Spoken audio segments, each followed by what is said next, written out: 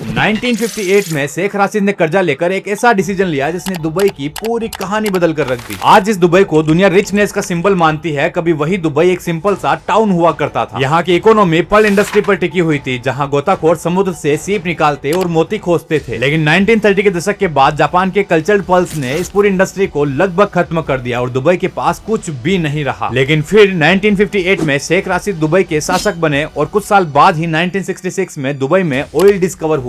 लेकिन उनका मानना था कि सिर्फ ऑयल पर डिपेंडेंट रहना बेवकूफी होगी, इसलिए वे दुबई को एक व्यापारी केंद्र बनाने के बारे में सोचने लगे। लेकिन तभी एक समस्या सामने आई कि दुबई के तट पर पानी इतना गहरा नहीं था कि बड़े जहाज वहां तक पहुंच सके। नतीजा यह था कि व्यापार का एक बड़ा हिस्सा दूसरे बंदरगाहों पर चला जाता था। इस समस्या को हल करने के लिए शेख राशिद ने भारी कर्ज लेकर दुबई क्रीक को चौड़ा और गहरा करने का डिसीजन लिया। उस समय कई लोगों को यह डिसीजन बेहद रिस्की लगा, लेकिन उनका मानना था कि अगर जहाज आएंगे तो व्यापार आएगा और व्यापार आएगा तो पैसा भी आएगा। जिसके बाद शेख राशिद ने ऑयल से कमाए हुए पैसे से जेबेल अली जैसे एडवांस पोर्ट्स और कई सारे इंटरनेशनल एयरपोर्ट्स तैयार करवाए। साथ ही दुनिया भर की कंपनीज को सिंपल पॉलिसीज और बहुत ही कम टैक्सेस के साथ इनवाइट किया गया। और सबसे बड़ी बात कि एशिया, अफ्रीका और यूरोप के बीच में होने की वजह से ये एक बड़ा ट्रेड सेंटर बना भी। लेकिन दुबई यहाँ पर भी नहीं रुका। यहाँ बुर्ज खलीफा, पाम जुमेरा और डेजर्ट टूरिज्म को इस तरीके से डेवलप किया गया कि दुनिया के हर कोने से यहाँ लोग आने लगे और धीरे धीरे शहर की इकोनॉमी बिजनेस के साथ साथ टूरिज्म पर शिफ्ट होने लगी। अगर इस पूरी सक्सेस स्टोरी का क्रेडिट किसी को दिया जाए तो वो है शेख राशिद, जिनके विजन ने दुबई को बाकी ऑयल इकोनॉमी से अलग बनाया।